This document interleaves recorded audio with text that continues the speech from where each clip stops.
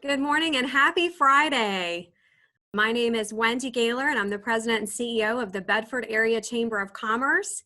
And we're excited to bring you yet another webinar, Connect 40, so that you can stay connected for your business and find out all the information that you need to continue to thrive with your business. And we look forward to what we have on the call, who we have on the call today.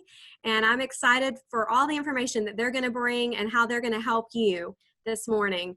This is our sixth call, amazingly. So time has flown by and we are excited that we are coming back to getting started with business, coming back to business, really. And so that is encouraging. And we're thrilled to bring you this great panel. Each week we get closer to opening and getting more prepared to come back to regular business. But we're navigating the return to work, and it is challenging, but with the information that we have and proper planning, it will become easier. And we want to help you get there. So right now, I know there's about 74,000 Virginians that are unemployed, and in Virginia alone. And that's a lot, but we are getting back to business, and I want to just reinforce that. So you're going to get through this, we're going to get through this, and we're going to help be a part of overcoming those challenges. And together, we are stronger. We want to have forward thinking, and that's how we're going to get through this. And we want to give you some tips this morning to beating adversity. I've got 4 tips for you. Number 1 is staying positive. And number 2 is getting personal and reach out to your customers personally and tell them thank you and how can you best help them. That is a really good way to stay connected to your clients. Change up your strategy and meet the current to meet the current business climate. So whatever you've done in the past, you probably need to change that up a little bit. Do some digital marketing for sure. And that we've got a marketing class coming up that's going to help you with that on the 15th. And be the solution to your clients' problems. I can't stress that enough. When they're having a problem, you want to be that solution. So we're here to help each other, number 1. So with that, I will say thank you for coming on the call today. We certainly hope this blesses you, and we'll start it off with Scott, our fearless leader who is with StyleWise Partners and who has led us all 6 classes, and he's award-winning. So thank you, Scott. Good morning. Thank you, Wendy. Good morning to everybody. We got another great size audience today, so good to see that everyone is checking back in. You know, Wendy, I liked how you started us off today thinking about kind of the positives. And with that, I'd like to encourage everyone to utilize their chat button this morning. Last week, we had you chat in about what you've done for yourself to facilitate your mental health during this COVID-19 pandemic. And that was based off of the Horizon Behavioral Health presentation we had the week before. Great job to everybody. One of the things I was thinking about, and it kind of goes along with what you were talking about, Wendy, for this morning, is, you know, the silver lining. You know, obviously there's a lot of troubling activities, a lot of troubling times that come with COVID-19 from health perspective and just economic perspective, etc. But I think it's also opened up some avenues for people to maybe do some things or experience some things that you wouldn't normally have slowed down for in our normal world. So I'd like to have people just share real quickly to start us off today. What's been potentially a silver lining that you've had a chance to experience during this pandemic? I'll give you an example. For me, you know, trying to run my own business and meeting with customers all the time, I rarely slow down to really kind of catch up with my teenagers. And last week, just took a time out and went to the tennis court, local tennis court in Lynchburg, in one of the city parks, and just got a chance to smack a tennis ball around for a couple of hours with my daughter. And it wasn't even the tennis, it was the conversation. It was actually kind of locking back in with her for just a really enjoyable conversation for a couple hours. So to me, that probably wouldn't have happened if we weren't in this strange time, and I would have missed out on that. So that's my silver lining. If we could have a couple of folks maybe just go ahead, click on chat, share your silver lining and with Wendy, and she'll share with the group here. And let's get us off to a good silver lining start this morning. And then we'll get into our presentations as well. So while you are jotting down your chats, I'll give you our lineup today. We have our friend, our Chief Transformation Officer from Centra Health, Sir Michael Elliott, back with us this week. So Michael, good to see you and thanks for being here. We also have Mary Zirkle on the agenda today. So Mary is, of course, with the Town of Bedford Economic Development Office, and she's going to be sharing some of the business financial assistance information for us, which is oh so important these days. We also have Karen Woodford, our Chief Learning Officer from Bedford Public Schools, and she's going to be talking about things that are going on within the public school system in relationship to our world today. Then once again, our man, Sheriff Miller, bringing us home with the end of our discussions today. So bat and cleanup, Sheriff Miller. So again, thank you for being back, Sheriff, to talk about some of the services being provided in the county. All right, Miss Wendy, have we gotten any silver linings that people wanted to share? Yes, we do. This is great. Yes, we love to hear the good and the positive. And so Rachel is saying that her silver lining during all this has been seeing and hearing all the random acts of kindness around the world and around our community. Absolutely. And that it has been a very much a positive for me as well. And Leah is saying, my old basketball teammates and I are reconnecting by doing some Kobe Bryant workouts remotely. Been fun to reconnect with old friends. So that sounds fun. Absolutely. That's awesome. Yeah. And then somebody else is saying, I have put a good dent in my honey-do list. Oh, that's a great one. Good for you. Nice. Nice. Yeah, I've seen a lot of people in our neighborhood with ladders up, cleaning windows and doing all sorts of spring cleaning projects around the house. So that's been nice. Well, very good. Thank you, everybody. And again, keep on looking for that silver lining because it's there and it's very enjoyable when we slow down to take advantage of it. We got one more, Scott. Let me do one more. And, awesome. And Michael says the spirit of innovation has giving him a boost. Excellent. So we look forward to hearing more about that, Mr. Elliott. So with that, let's turn it over to our Chief Transformation Officer from Centra Health, Sir Michael Elliott. All right. Good morning, everyone. And I hated that I was not able to be with you the last couple of weeks. But this is one of the things that I love about the team that I get to work with. Mrs. Christy Lucy is amazing. And my only regret is that I'm not there to hear her present this information because she is truly phenomenal. So thank you, Christy. Let's go ahead to the next slide. All right. And this slide, I told you we were going to show every week, and I'm going to continue with that as long as we can. But I'm going to call this slide the thank you slide today. Because we have, and I say we, it's not Centra, it's not just one part of the region here, but we have been able to avoid what has been cataclysmic for many parts of our world. And that's taken little efforts that build up to something with huge impact. And so we have not outstripped the healthcare system's capacity. As a matter of fact, I'll share a little bit later, we're actually underwhelmed right now. So getting back to some semblance of normalcy is exactly where we need to be as far as caring for our community. But once again, I just want to say thank you because without everyone taking those small steps each and every day to social distance, to practice the things we know that helps control COVID-19, we would be in a much different situation. So thank you. The next slide here really just updates where we are. And I want to point out a couple of things here. If you look at any of the numbers from last week to this week, we actually see some pretty large jumps. So number one, the number of people tested has jumped up significantly since last week. That's a good thing. Everyone's heard that the more testing we do, the more we understand who has the disease, the more contact tracing we can do.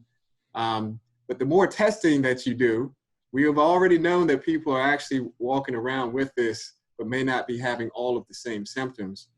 So with additional testing, you're going to have jumps in all of the rest of these numbers as well.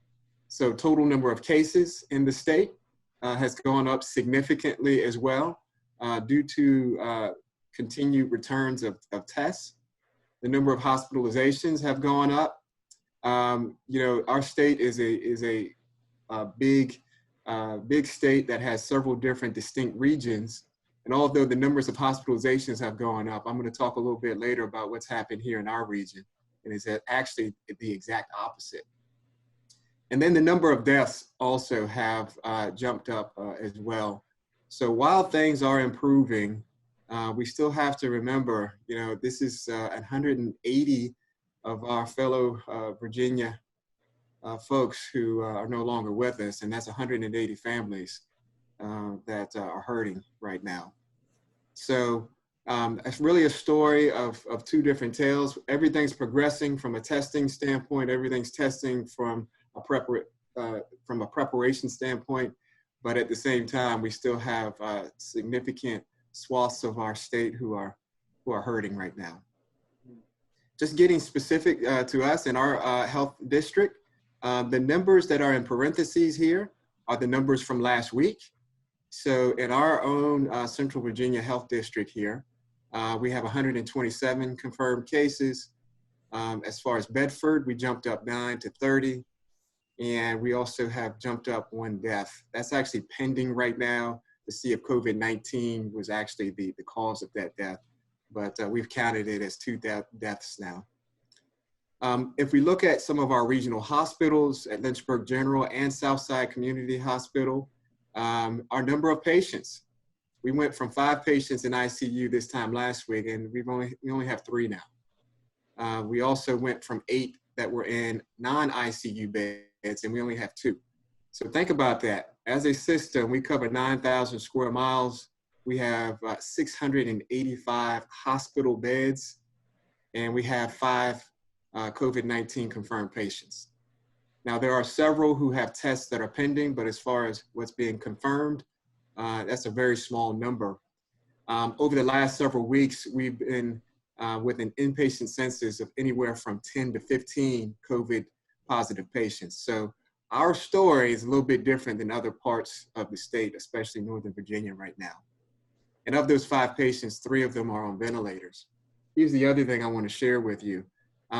The numbers nationally, once someone gets put on a ventilator with COVID-19, we've heard the death rates are as high as 80 to 85%. Locally, we're nowhere near that. Obviously, we've only had 1, maybe 2 deaths, and we've discharged over 30 patients, and a significant number of them have actually been on ventilators. So we don't know why. We're going to count that as a blessing and just say that, hey, we've got great care going on and great nurses, doctors, and the whole healthcare team, but that's a good positive for us. Last but not least, locally for Bedford Memorial Hospital, they continue to do testing. You can see that the testing numbers have jumped up from last week as well. Total number of tests, negative tests, still only 4 positive tests, and we've got 1 that's pending right now. Bedford Memorial is doing a great job. And this is the last slide, but we do have some continued areas of focus. We are going to be with COVID-19 for a significant amount of time. Whether it's 6 months, 12 months, 18, 24, really doesn't matter. But the bottom line is this is not going away. We're going to be living in a place where we have COVID positive and very sick patients within our midst for the foreseeable future. So we must continue with testing. You've heard about 2 different types of testing. There's molecular testing and antibody testing. The molecular testing actually looks at the virus in your body and looks at the RNA that is part of that virus. So it tells you if you have COVID-19. The antibody test really tells you if you've had the disease, but you hear a lot of controversy around the two about the antibody test, especially because what does it tell you? And I've gotten a lot of questions about businesses wanting to see if they can use the antibody test. Here's the one thing I want you to remember about the antibody test. Unfortunately, we're not sure what it really tells you right now. It can tell you that you absolutely had the disease, but we can't tell you whether that means you can not get it again. And even if you get it again, and you've had it, that doesn't mean that you can't still spread it. And so there's a lot of questions out there. This is a worldwide question. There's not anyone who's really figured that out yet. There hasn't been enough time to study the disease to know. So I just don't want anybody to think if you've had a test, you've tested positive, you've gotten better, that doesn't mean that you can't still infect people. And so there's a lot of research going on around that, but that's very important, especially for our businesses as they talk about potentially trying to test as many of their employees before they come back. We're not really sure what that data would do for us right now. Last but not least, these final two areas, elective procedures and clinics. We actually started elective procedures back this morning across the system. And the governor's ban ended last night at midnight. And so we are safely taking care of elective patients at this point from a surgical and procedural standpoint. And we expect all of our medical clinics to open back up on Monday. The only restriction that we're going to have there, of course, we'll be doing social distancing, keeping people as safe as possible from one another. However, we are going to have patients who are 70 years old and older still continue through telemedicine visits. Last but not least, vulnerable communities. And I know you have seen this. If you were vulnerable before COVID-19, you're more vulnerable after COVID-19 has spread throughout our communities. So congregate living spaces, long-term care facilities, and correctional facilities where it's hard to do social distancing are definitely areas of focus. And last but not least, if you were in a situation socioeconomically or health-wise where you had disparities before, we really need to come together continually as a community to care for those who are most vulnerable amongst us. Thank you, and I really appreciate the opportunity to be back with you all. Thank you, Michael. Greatly appreciated as well. And thank you for sticking around and hopefully answering some questions that may pop up for you as well at the end of our session today. So good to be with you. Thank Christy for us as well. That's right. All right, let's transition over to a more financial economic focus. And today we have Mary Zirkle with us from the Town of Bedford Economic Development Committee. So Miss Mary, good to see your smiling face this morning, and thank you for being here. Good morning, Scott, and good morning to everyone else who's joined us again. This has been a great opportunity. And before I forget, I want to thank the Chamber for doing this because this took a lot of effort pulling it together. So thank you all for stepping in and doing some leadership here in our community. So I really appreciate this opportunity as we go forward, and always love Michael's updates and giving us the good news and our reality checks here of how well we are doing. We're very grateful for that. I know we are. So it's a lot of effort by a lot of people to keep us healthy. So just to give you some business information, I wish I had better information for today. I'm Mary Zirkle with the Town of Bedford Economic Development Office, and I presented, I guess, probably back in the beginning, and it seemed then we had a lot of options on the horizon for things as we were just getting started with this crisis. So for now, for those who were able to get the Small Business Administration loans, they had the Economic Injury Disaster Loan Program. I think those were up to $2 million, and then part of that was an advance of that economic injury loan program. So unfortunately, the big fat red X is now on that advance. There, don't believe as of this morning there were any funds available for the EIDL.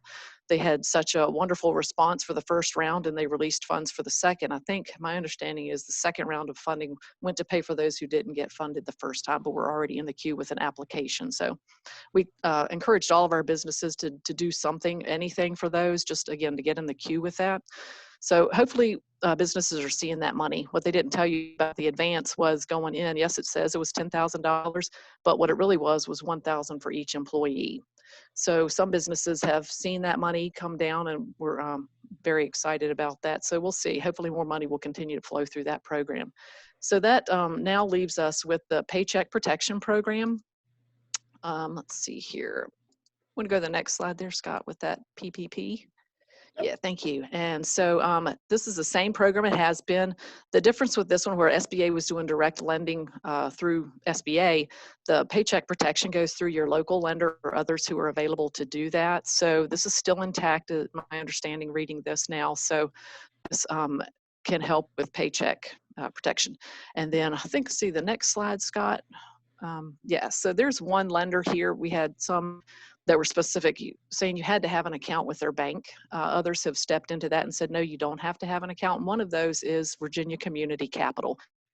This email just a couple of days ago. So I know there's a lot of information here. If you want to just hit a print screen and save it for later, you can come back to it, or I'm happy to send you this email because this is one of those businesses that reached out directly to people to say, hey, we are lending. I know some other local ones have stepped up, Select Bank and Carter Bank and Trust. I want to give them shout outs where some of our larger lenders closed down pretty quickly. So we're real pleased that we have had local businesses step into this. And then next we have a new loan. Well, actually, it's a grant program here from the town that town council just passed last week. So our Economic Development Authority will be administering grants in the amount of $5,000 for restaurant and retail businesses in the town of Bedford. So there's a total pool of $150,000 that can fund about 3 businesses at that $5,000 level. The one thing businesses have to do is prove they've had at least a 25% loss in revenue. That's pretty easy. I mean, basically they show us anything in their change of time, whether it's year over or if it's been the past 90 days and how the COVID has affected them. There have been very few businesses that have not been affected by this. So that's an easy threshold. The second part of that, there are 5 approved things that people can actually use that money for. And so we just have people hold to that with an affidavit saying they're going to use it for rent, utilities, other things that are going to help get them over the hump at this time, just practical stuff like that. So anybody who may be interested, it's betterinbedford.com/grant. And I can also send that directly to someone. And mentioned last time, we also have a revolving loan fund through the USDA. We have a total of $76,000 to lend. We've actually got one in the queue for $10,000 for one business. So for every job you keep or add, which would be wonderful in this day and time, but we just want people to keep what they have. So they can ask for $5,000 for each position. I have to have 20 or fewer employees in the town of Bedford. So this will be ongoing. We only have these funds until July 1. So if someone isn't able to take advantage of some of the other funding programs, this one is still available for people to do at this time as well. So next we have just some local resources I want to touch base on. The Small Business Administration has been sending everyone to the Small Business Development Centers, and they are a great resource all the time, but particularly now with these referrals over. So I want to make sure that everyone takes advantage of what they're still offering there. In our Lynchburg region, contact is Stephanie Keener. So I know I'm sure she's been inundated, and I know the head of SBDC has been busy too and putting out webinars and information we need to know. So I also have this email if you need it, but I highly encourage you if you need additional information to get you beyond this time, they're always a great resource. So I think that might be about all I have on the slide. What I did want to do after, in addition to thanking the Chamber for their work and during this time, was let everyone know that the farmers market opened today here in Bedford. I think the Forest Farmers Market had been open for maybe a week, but I just encourage you, here's your chance to shop local, and they do have meat. So in all of these scary headlines we're hearing about how there's going to be a food shortage. There's not locally. You just have to find it, which is actually a good thing. We're talking about innovating, Michael. And this, I think our farmers are really going to be stepping up to help fill in something, which we all win, right? Buy local. We've been trying to do that. Now we may have to, which is perfect. And so speaking of buying local, there is a Facebook page, Buy Bedford, We Shop Local. I want all the businesses to go ahead and get your information out there, and then people can just use that as a resource to find you, as our restaurants are still struggling to meet markets there. And also just got word from the Bedford Community Health Foundation that they have a grant for organizations at this time. If you need additional information, you'll want to go out to Bedford Community Health Foundation. It's a COVID resource grant for organizations. So that may apply to some of those where the for-profit grants or loans won't help with those. So any resources I can provide you, send me an email, or I'll respond to you there in the chat during this time. So thank you all for the time and having us here. Thank you, Mary. Very, very good. Greatly appreciated as well. And if anyone, again, has questions on where to go for some of those resources, definitely take a look back at the presentation and follow those links. Very, very important. All right, let's switch over to learn about what's going on in our public schools. And for that, we want to welcome Karen Woodford. Thank you for being here today. And we look forward to hearing what you have to share. Thank you, Scott. Thank you for having us on, just to share a little bit about what we've been doing with Bedford County Public Schools. So as most of you know, on March 13th, the governor announced that schools would close for just a 2-week time period when we were first learning about COVID-19. And so as a group, we started thinking about what we needed to do for our students. And as we were working through that, the governor announced just a short week later, on March the 23rd, that we were going to close for the remainder of the school year. So our initial focus at the school division level was really on the physical and mental well-being of our students and their families. And as Maslow's research tells us, that if students aren't fed and they don't feel secure, then no learning can happen. So our employees joined together, and even though our schools have been closed, all of our employees have been working hard. Our teachers, our principals, our central office staff, our secretaries, our nutrition workers, our bus drivers, to just begin to focus on the physical needs of our students. And so with the first week of closure, Scott, if you want to go ahead one, we started our feeding program. And so we opened 9 school sites for daily curbside distribution the first week of the closure. And that was the ability for parents and students to come through our schools at these 9 school sites and pick up lunch for the day and breakfast for the next morning. And so we started that in the first week of closure. And then shortly after that, we started bus route meal distribution. As you all know, Bedford's a pretty big county.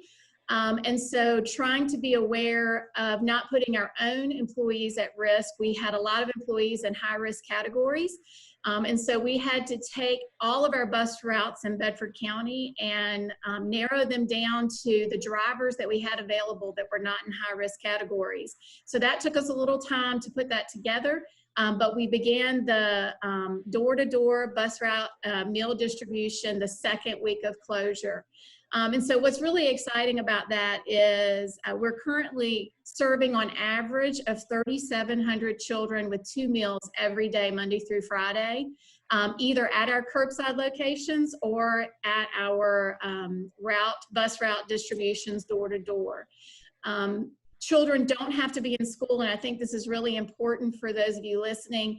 You don't have to be a Bedford County school student to receive a meal, and you can be as young as a baby, whoever can eat, on up to 18. So if you have children in the home, whether you're enrolled in our schools or not, if you just look on our website, it tells you where you can go to get food, and we are serving any children and families who need that. So one thing I want to share, since March 18th through Friday before last, we've served 130,112 meals to children in Bedford. So that's exciting for us. And I do want to just reassure you that in our feeding programs, we are following safety protocols so that parents aren't worried when they're coming to school to get food or when they're having food delivered. We wear masks and gloves at all times. Everyone who volunteers in the program does have a temperature and health screening upon arrival to work every day with our nurses here in Bedford County. And we are asking workers who are in our high-risk categories to stay home. So our food program has been very successful. Our next program that we got up and running pretty quickly in the third week of our school closure was childcare for our emergency and first responders. And so we reached out to the hospital, to Centra, to local medical centers, our own employees who were working our food distribution, fire and rescue, the police department, DSS, and we just said, we know that having schools closed is difficult for you, and we know some daycares have closed. So our employees opened up free childcare for children 3 years and up at New London Academy and Bedford Elementary. And we had a great response to that. We have about 25 students registered at Bedford Elementary. It varies day to day depending on parents' work schedules. And we have about 15 registered at New London. Our sites are open from 6 a.m. to 6 p.m. every day, and we have workers there. We have very stringent safety precautions in these areas. For one thing, we know that these families are on the front lines with COVID-19, and so we are very careful with their children, and we monitor them very closely during the school day. We do health and wellness checks and temperature checks 3 times a day on our students there. We keep students in small groups and we encourage social distancing, and we kind of facilitate that because we try not to put more than a few children in a room at a time. And we're constantly cleaning areas. We even have schedules when students go out to the playground to play. When they come back in, the playground equipment is completely cleaned before the next group of students go out. We're teaching our kids about hand washing. We're talking to them about how to be safe when you're in groups. We're talking to them about staying healthy. And one of the things we've really focused on with our students and these programs is just their own mental well-being, because their parents are on the front lines every day and they're probably hearing a lot about it. And so we just spend a lot of time just really nurturing them and just taking care of them. And so the last thing that I want to talk about is our continuity of learning, because that's really what school is all about. But we knew that we had to take care of students' physical and mental well-being first. And so for our continuity of learning planning, we have teachers working across the school division and paraprofessionals and principals, basically working with our students. Our big announcement was that our seniors, as of March 13th, if they were passing classes, then they got a free pass and they were finished with school for the school year, unless they were in an early college program or an AP course that they needed for college credit. So we let those seniors know pretty quick that they were finished unless they were in those programs and they were ready to go. For all the other students, we are continuing with offering learning opportunities for them. We've moved that instruction online as much as possible. Our students in grades 6 through 11 have Google Chromebooks at home. And so we can offer online instruction as long as they have internet. That has been a little challenging for some of our areas in Bedford with our broadband. But for those students, as teachers have reached out and talked to parents, we've been downloading content on flash drives and mailing those to families.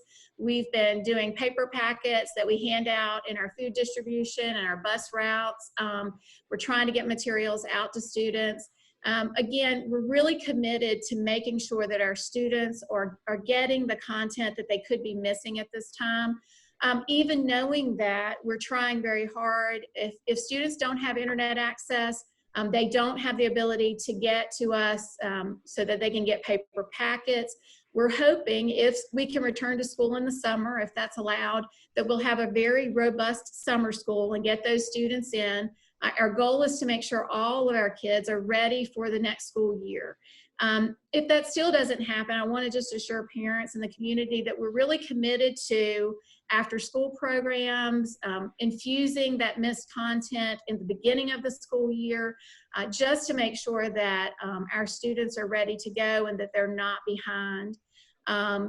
So we also are still continuing to think about wellness services during our closure and making sure our guidance counselors are reaching out to families and students who may be nervous about school coming back together.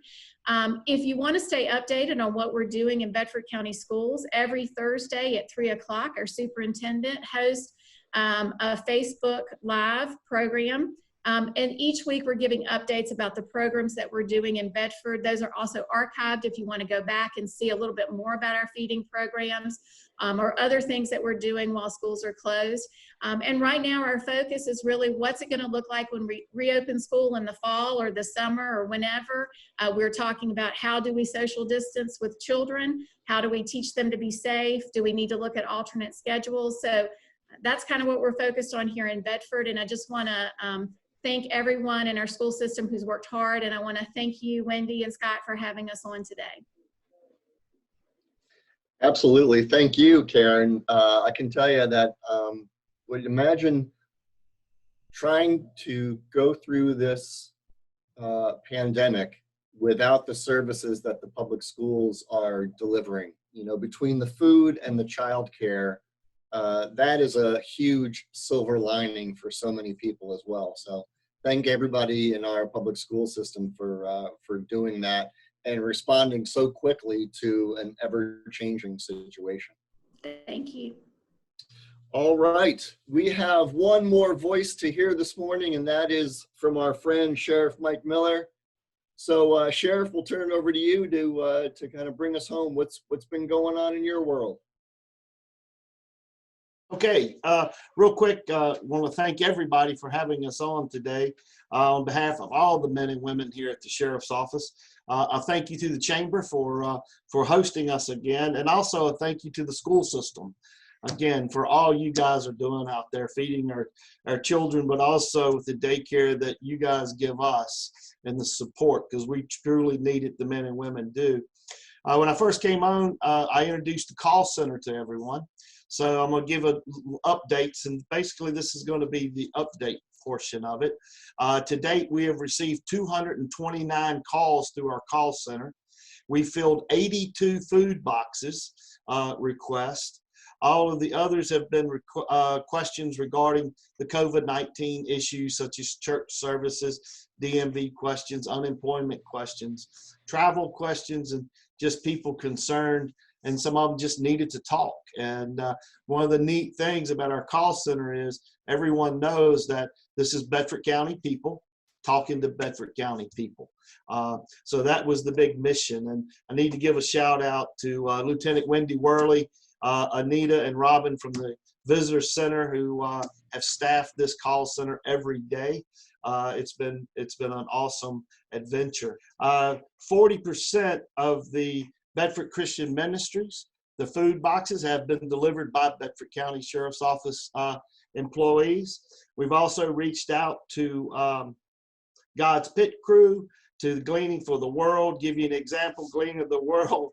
We got 450 pounds of potatoes. We had 12 cases of green beans, corn, and also applesauce that we're replenishing Bedford Christian Ministries and all of our places that we're using the food out of. You know, I think we all on this call come from the generation to where our parents taught us to, if you find a place, you leave it in a better place. And that's what our mission is today. And we have helped 2 small businesses with their PPEs, keeping them afloat so they can continue to go on. You know, you talked earlier today about the silver linings. So I've written down a couple of silver linings. The first one is citizens helping each other by wearing your mask, social distancing. But if you've noticed our Facebook, and I've worked through the Chamber too on our food trucks every Wednesday, we have a different food truck that comes out to our Sheriff's Office. and practicing social distancing and all. Wednesday, we had El Cabritos and we had Homestead Creamery out here. El Cabritos served over 100 meals to help them stay afloat. And they ran out of food. Homestead Creamery was over 230 cups of ice cream, and they ran out of ice cream. So the citizens really are helping do that. Another silver lining we have is our reading program. And we're teamed up with our school system, and we've got enough now with Corporal Bishop and his wife, who's a school teacher for Bedford Elementary School. So we've really teamed up with that. And the last one is our drive-bys with our silver linings. Kids that need a birthday. Yesterday was just awesome. We had a young man. It's awesome to the extent that we were able to put a smile on his face, but he's going today for chemo treatments at UVA. And 2 fire departments showed up with their fire trucks, and I think there was about 8 police cars. So we did a parade for him and in that community too. So anyway, in closing, what I ask is every day, guys, we are getting emails from the Virginia Fusion Center, the state police, the FBI. We are under cyber attacks. They are real. So make sure your firewalls are up and running because they are trying to hack into us all the time. And we are getting daily updates on that. So please make sure. I agree with what Wendy started out with in my very last closing. Together we are stronger.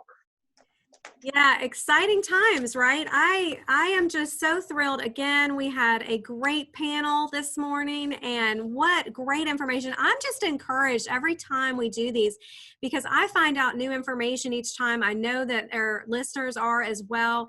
And, you know, the health of our community is important. We are a strong community and we help each other.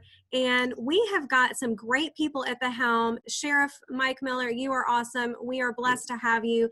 And just want to encourage you, keep on keeping on. And we will keep coming out there on Wednesdays to get the food that's right out there in front with lots of great barbecue, I will say. I mean, we need to have a competition. I'm just going to say it. Like, there's been some barbecue, and I think, is it this week? That's a great idea. Or this coming week, there's more barbecue. Barbecue and the waffle and chicken. Oh my goodness. That's You right. cannot get better than that. I'm telling Oh you my what. God. So we're there. Just know that. Yep. We're going to be there. And we're excited about what the community is doing, how we're pulling together, supporting each other. And I want to say, Melissa was echoing that she's been watching our Bedford community and how everyone is pulling together.